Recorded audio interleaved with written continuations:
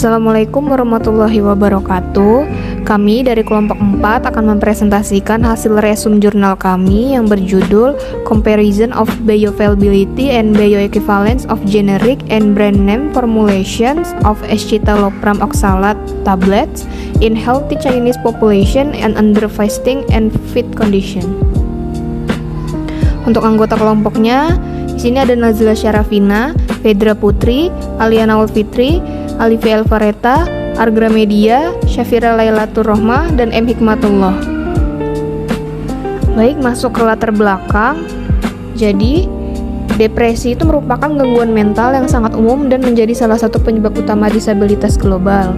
Salah satu terapi lini pertama yang banyak digunakan adalah Escitalopram Oxalate, yaitu antidepresan golongan SSRI generasi baru yang bekerja selektif pada transporter serotonin, memiliki onset kerja yang cepat, serta profil keamanan yang baik. Obat ini memiliki bioavailabilitas tinggi dan dimetabolisme terutama oleh enzim CYP2C19, CYP3A4, dan CYP2D6 dengan paruh waktu sekitar 30 jam. Untuk populasi Tiongkok memiliki prevalensi pore metabolizer CYP2C19 yang tinggi. Untuk data farmakokinetik escitalopram pada kondisi puasa dan fit itu masih terbatas, sehingga dilakukan penelitian untuk menilai farmakokinetik dan bioekivalensi escitalopram oxalate 20 mg antara sediaan uji dan pembandingnya. Jadi saya akan menjelaskan mengenai metodologi penelitian, di mana pada penelitian ini konsentrasi escitalopram dalam plasma dianalisis menggunakan metode HPLC MS/MS, di mana metode ini telah divalidasi dengan sesuai pedoman FDA dan NMPA, serta dipilih karena memiliki sensitivitas dan spesifitas yang tinggi sehingga mampu mendeteksi kadar obat dalam konsentrasi rendah secara akurat. Kemudian pada pengolahan sampel plasma terlebih dahulu ditambahkan dengan standar internal citalopram D6 untuk meningkatkan akurasi pengukuran. Protein plasma dihilangkan melalui proses presipitasi dengan asentonitril, kemudian sampel disentrifugasi, dikuapkan, kemudian direkonstitusi sebelum diinjeksikan ke alat. Tahap ini bertujuan untuk memperoleh sampel yang bersih dan siap untuk dianalisis. Selanjutnya pada kondisi LC-MC/MS, di mana analisis dilakukan menggunakan kolom C18 dengan sistem gradien asentonitril dan asam format. Deteksi ini dilakukan dengan spektrofotometer massa tandem dalam mode ionisasi positif yang secara spesifik mendeteksi escitalopram dan standar internal berdasarkan dengan transisi ionnya.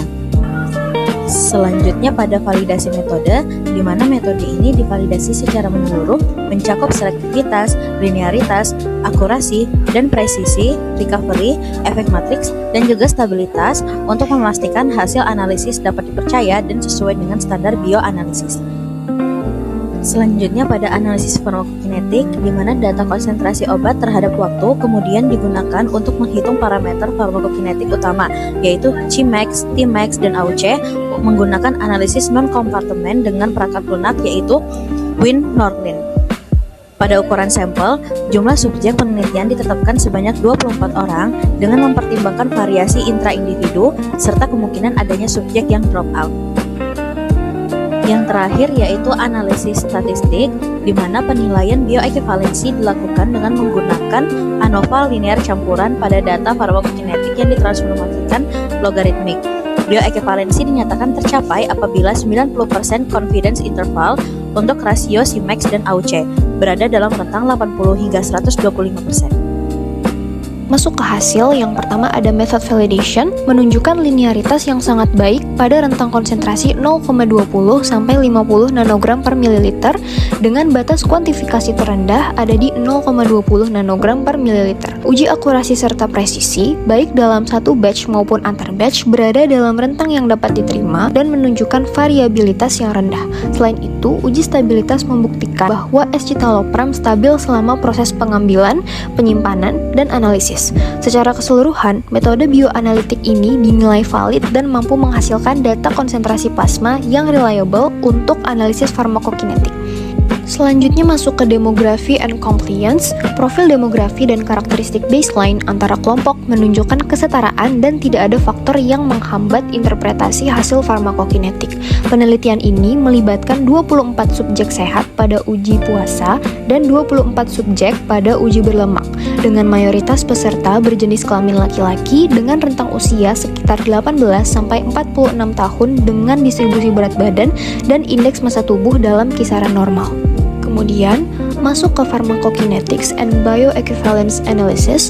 Formulasi generik dan originator menunjukkan profil farmakokinetik yang setara pada kondisi puasa maupun berlemak, dengan nilai AUC dan Cmax berada dalam rentang bioequivalensi 80-125% yang menegaskan kesetaraan keduanya dalam hal laju dan derajat absorpsi. Secara keseluruhan, kedua produk terbukti bioekivalen. Dari aspek keamanan atau safety, tidak ditemukan perubahan signifikan pada parameter vital, pemeriksaan fisik, elektrokardiogram, maupun laboratorium setelah pemberian kedua formulasi. Kedua formulasi ditoleransi dengan baik tanpa efek samping serius. Kejadian yang muncul bersifat ringan hingga sedang dan tidak menimbulkan masalah keamanan yang bermakna. Dalam pembahasan dalam penelitian ini, semua peserta menunjukkan kepatuhan yang sangat baik saat minum obat. Para peneliti memastikan setiap orang benar-benar menelan tablet dengan memeriksa mulut, botol air, dan tangan mereka. Kepatuhan yang baik ini penting karena membuat hasil penelitian lebih akurat. Jadi, perbedaan kadar obat di tubuh memang berasal dari obatnya, bukan karena peserta lupa atau tidak minum obat dengan benar. Kedua jenis obat, baik generik, escitalopram maupun obat original Lexapro, juga terbukti ditoleransi dengan baik karena sebagian besar efek samping yang muncul hanya ringan seperti mual, muntah, atau mengantuk. Karena efek samping yang tidak berat, peserta bisa tetap mengikuti penelitian tanpa masalah, sehingga kepatuhan tetap terjaga. Secara keseluruhan, penelitian ini menunjukkan bahwa kedua obat dapat diminum dengan baik oleh peserta dan mendukung hasil uji bioequivalensi yang konsisten. Selanjutnya masuk ke rate of absorption. Jadi, rate of absorption ini merupakan kecepatan obat masuk dari tempat pemberian ke sirkulasi sistemik yaitu darah. Rate of absorption ini dinilai melalui parameter farmakokinetik Cmax dan Tmax yang merepresentasikan kecepatan obat mencapai konsentrasi puncak dalam plasma setelah pemberian oral. Nah, di sini terdapat dua gambar, di mana pada gambar pertama menunjukkan profil konsentrasi plasma escitalopram terhadap waktu pada kondisi puasa, sedangkan pada gambar 2 menunjukkan profil konsentrasi plasma pada kondisi setelah makan. Di sini bisa dilihat pada gambar 1 menunjukkan konsentrasi plasma meningkat secara bertahap hingga mencapai puncak atau Cmax yang kemudian menurun perlahan seiring waktu eliminasi. Kurva sediaan uji dan sediaan pembanding hampir saling tumpang tindih dengan nilai Cmax dan Tmax yang relatif serupa. Kemudian pada gambar 2 di sini menunjukkan peningkatan konsentrasi hingga mencapai Cmax diikuti dengan penurunan bertahap. Profil konsentrasi antara sediaan uji dan pembanding juga tampak sebanding, yang menandakan bahwa adanya makanan tidak memberikan pengaruh signifikan terhadap absorpsi escitalopram dan kedua sediaan tetap menunjukkan karakteristik farmakokinetik yang serupa. Nah, secara keseluruhan, kedua formulasi escitalopram oksalat, baik produk generik maupun referensi, menunjukkan kurva konsentrasi plasma yang meningkat secara bertahap sebelum kemudian menurun hingga 168 jam pasca dos. Nilai Cmax dan Tmax dari kedua produk berada dalam kisaran yang konsisten dan tidak menunjukkan perbedaan yang signifikan, di mana menandakan kesamaan kecepatan absorpsi antara kedua sediaan tersebut. Nah, evaluasi statistik menunjukkan bahwa 90% confidence interval untuk rasio geometric mean dari nilai Cmax berada dalam rentang 80-125% di bawah kondisi puasa maupun setelah makan. Nah, rentang ini tuh memenuhi kriteria bioequivalensi yang ditetapkan secara internasional, sehingga kedua formulasi dapat dinyatakan memiliki profil penyerapan yang setara. Jadi dapat disimpulkan bahwa baik dalam kondisi puasa maupun setelah makan, escitalopram tetap menunjukkan kecepatan absorpsi yang sebanding antara produk generik dan referensi, di mana hal ini memperkuat bukti bahwa keduanya dapat dipertukarkan secara klinis baik pada kondisi puasa maupun setelah makan. Selanjutnya kita akan membahas mengenai extent of absorption. Extent of absorption sendiri itu merupakan jumlah total obat yang mencapai sirkulasi sistemik setelah pemberian oral. Secara umum nilai AUC pada sediaan uji dan pembanding menunjukkan kecenderungan yang sebanding. Pada tabel menunjukkan beberapa parameter farmakokinetik utama escitalopram setelah pemberian oral 20 mg pada kondisi puasa dan makan. Nah, tabel ini memuat berbagai parameter farmakokinetik, tetapi untuk membahas extent of absorption itu difokuskan pada AUC 0T dan AUC 0 infinite, karena kedua parameter tersebut menggambarkan jumlah total obat yang terserap ke dalam sirkulasi sistemik. AUC 0T itu menggambarkan paparan obat dari waktu pemberian hingga konsentrasi terakhir yang terukur. Pada kondisi puasa maupun makan, nilai AUC 0T antara sediaan uji dan pembanding terlihat relatif serupa, yang menunjukkan bahwa jumlah obat yang terserap selama periode pengamatan tidak berbeda secara bermakna. Sementara itu, untuk AUC 0 infinite menggambarkan paparan total obat hingga dieliminasi sepenuhnya. Nilai AUC 0 infinite pada kedua sediaan juga menunjukkan kecenderungan yang sebanding baik pada kondisi puasa maupun makan, sehingga memperkuat bahwa total absorpsi escitalopram tidak dipengaruhi oleh perbedaan formulasi. Slide selanjutnya ada tabel hasil analisis extent of absorption yang dievaluasi melalui parameter AUC 0T dan AUC 0 infinite pada kondisi puasa dan makan. Pada kondisi puasa, berdasarkan tabel 3, nilai AUC 0T dan AUC 0 infinite antara sediaan uji dan pembanding menunjukkan nilai yang sangat berdekatan. Nilai geometric mean ratio berada di sekitar 100% dan seluruh rentang 90% confidence intervalnya masih berada dalam batas penerimaan 80 hingga 125%. Hal ini menandakan bahwa secara statistik tidak terdapat perbedaan bermakna dalam jumlah obat yang diserap antara kedua sediaan pada kondisi puasa. Selanjutnya pada kondisi makan, hasil pada tabel 4 menunjukkan bahwa nilai AUC 0T dan AUC 0 infinite juga memenuhi kriteria bioekuivalensi. Rentang 90% confidence intervalnya masih tetap berada dalam batas yang dipersyaratkan. Jadi, pemberian makanan itu tidak memberikan pengaruh signifikan terhadap extent of absorption atau jumlah total obat yang diserap ke dalam sirkulasi sistemik. Sehingga baik pada kondisi puasa maupun makan, sediaan uji dan pembanding menunjukkan extent of absorption yang setara sehingga memenuhi kriteria bioekuivalensi. Parameter farmakokinetika merupakan indikator yang menggambarkan perilaku obat di dalam tubuh melalui 4 proses utama, yaitu absorpsi, distribusi, metabolisme, dan ekskresi. Absorpsi digambarkan oleh bioavailabilitas, kecepatan absorpsi, serta konsentrasi maksimum atau Cmax, dan waktu untuk mencapai konsentrasi maksimum. Distribusi ditunjukkan oleh volume distribusi yang mencerminkan seberapa luas obat tersebar ke jaringan tubuh. Sementara itu, eliminasi obat diukur melalui clearance dan half-life. Parameter-parameter ini penting untuk mengevaluasi kesetarabilitas antara formulasi tes dan reference. Perbandingan antara kondisi fasting dan fed.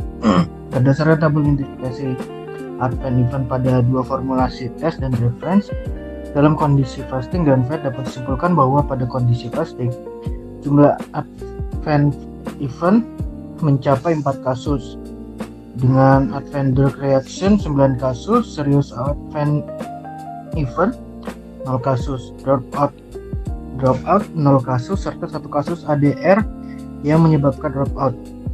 Pada formulasi tes menunjukkan angka yang lebih rendah dibandingkan reference, yaitu 6 advent event dan 0 dropout.